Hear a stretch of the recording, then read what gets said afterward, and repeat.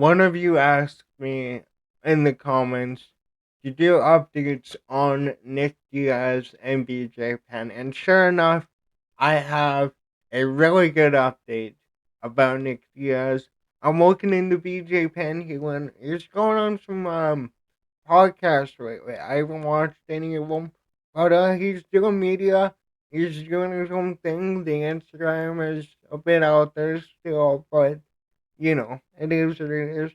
We're talking about Nick Diaz, though, and this situation he has with his ex girlfriend, Kay.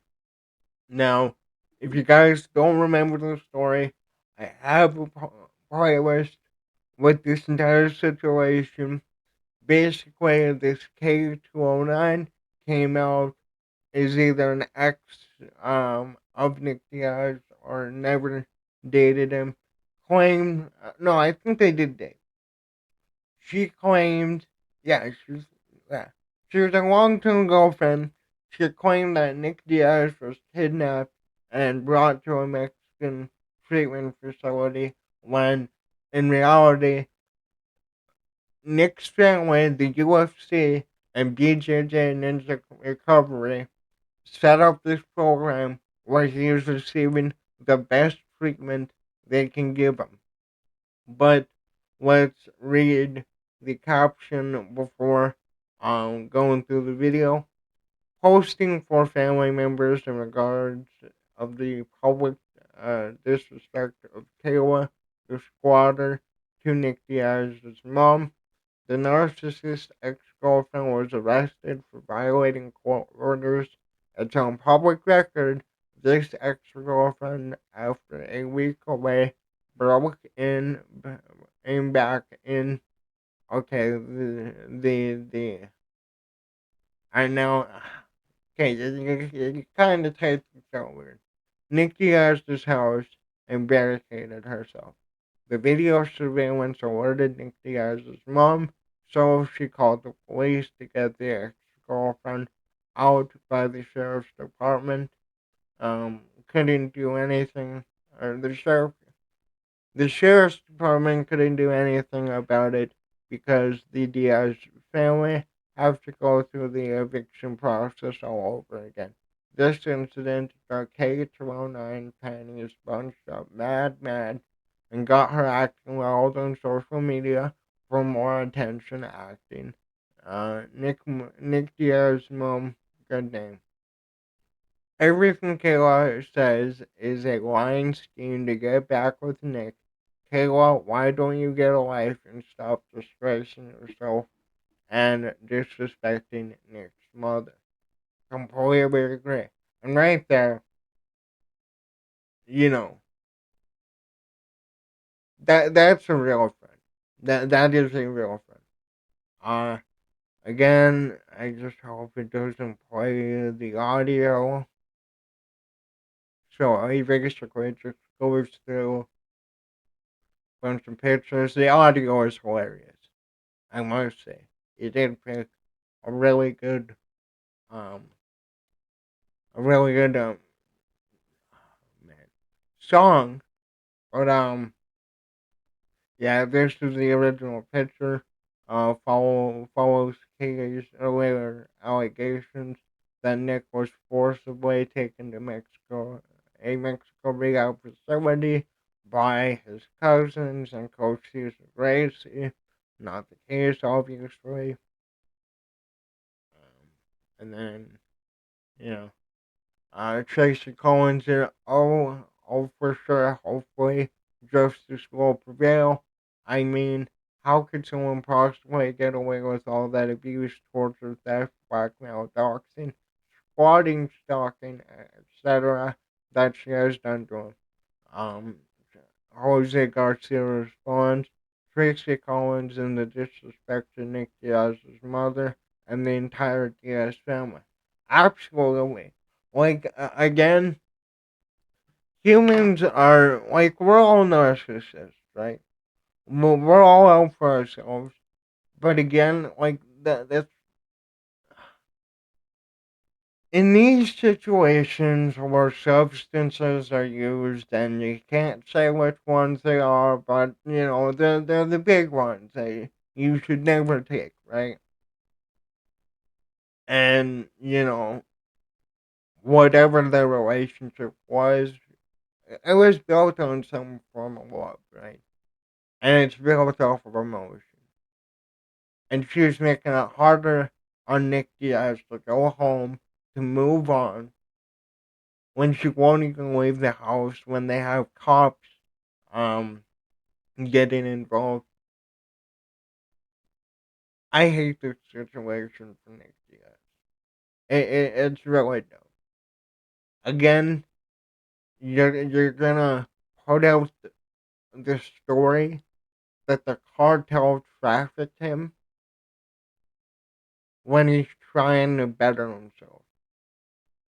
And again, if you guys don't remember what really spiraled Nick Diaz, again, I did it in all my other videos. Nick Diaz, for those of you that may only know Nate Diaz, Nick Diaz was a fucking machine back in the day. Why isn't this working? So 26 and 10, not that impressive when you look at it, but he debuted back in 2001.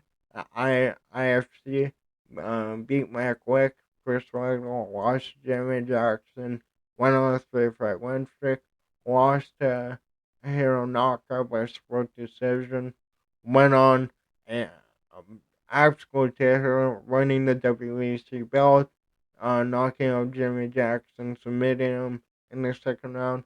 The first Robbie Lawler fight, which nobody thought he was going to beat Robbie Lawler, goes in there, yells at him, "Stalk him, motherfucker," and you know ends up knocking him out in the second round. Really impressive performance. One of my favorite moments to go back and look at. Then he lost to Kale Parisian. I don't talk about match. We won't talk about that. Uh, beat Drew Fickett in the first round. Alfonso beats Koshioshi. And then goes on the streak for losing streak here to Diego Sanchez when Diego was undefeated.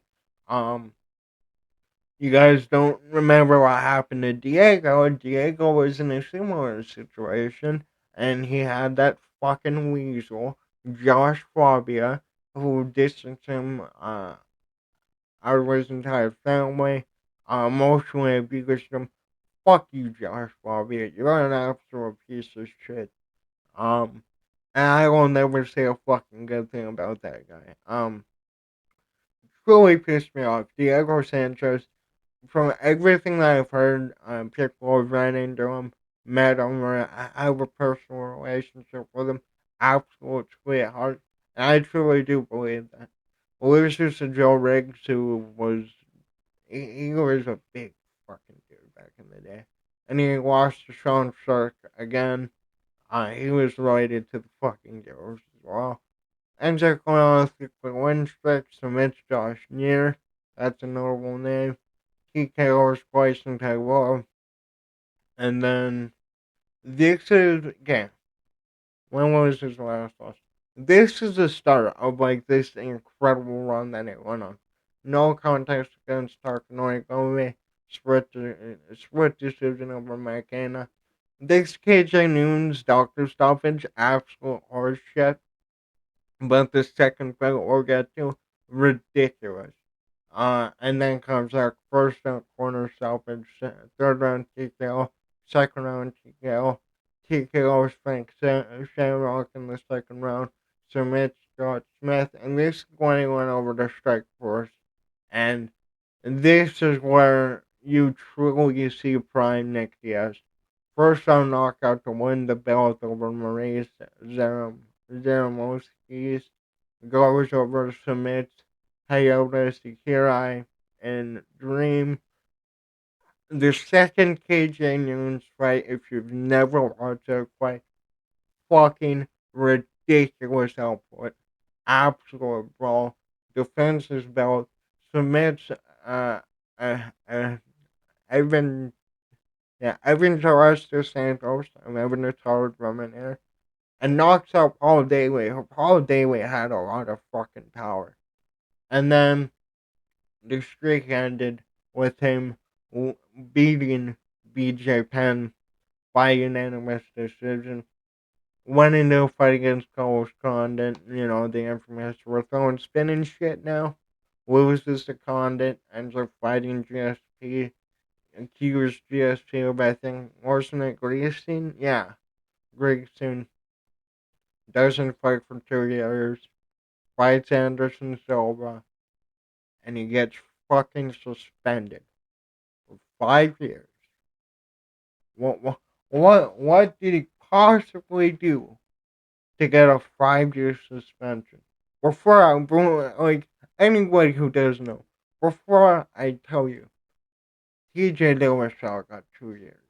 Khalil Roundtree got 6 months. I think John Jones got 2 years. He gets 5 fucking years. And you know what? I blame that fucking athletic commission. I truly do. I blame that athletic commission.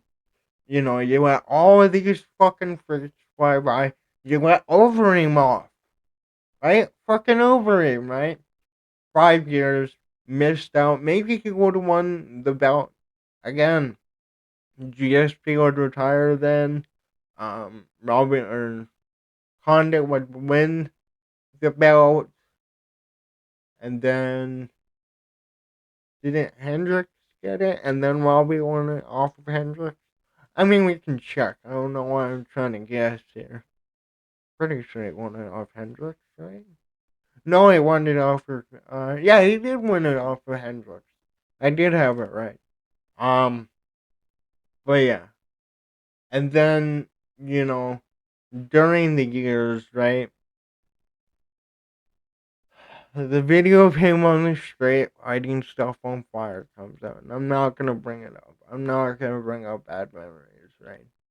And then other things start popping up, and then I remember in the past more was, you know, coming up about like this Kate, because I'm pretty sure she was around him or with him for a few years, but I mean, you know, put yourself in Nick Diaz's shoes, right? Nick Diaz, before his suspension, was at the pinnacle of the sport. There are two positions you either want to be in. You want to be a champion, or you want to be a major star, or the belt doesn't fucking matter at all to you. And that's the position that Nick Diaz, Nate Diaz, Dana never gave it to him. Nick Diaz was always in that position. Because again, he was a fan friendly fighter. He was getting all his knockouts. He has the infamous Diaz Jiu Jitsu, where if he gets you in that rubber guard, you're fucked. And the thing about the Diaz brothers, we always say, if fighting had no rounds, these guys probably would win every fight they're in. And I think that is true for 95% of the planet. I think that, again, when Nick Diaz got suspended, he went into triathlons. Guys are fucking animals. He was running them back to back, I think, even, right? I remember hearing something like, oh, yeah, I ran a triathlon. He was doing an interview um, years ago. He was like, oh, yeah, I did this triathlon last week. I'm going to do this one. Like, the Diaz brothers are built fucking different. And they were ahead of the game way back in 2002. They knew exactly what they were doing when they got in the UFC.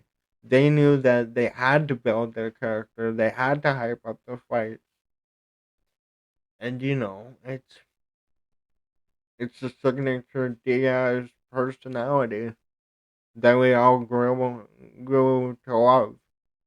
And like I said earlier, like when I was younger, man, Nick Diaz is a fucking animal. Like again, he wasn't around like in the 2009 era, um, when like Brock was around and that, but he came in during it, and God, like that Strike Force one, I'm telling you, like if you've never gone back and watched any of the Strike Force fights, he was fucking levels beyond everybody in that division at that time. What a shame, though. What a shame, though. His career ended the way it did. But once again, man, because of who he is, because of the character that Nate and Nick Diaz hold up, they're able to find people like Jose Garcia who are, willing to give him the best recovery again. They got him on the bed there.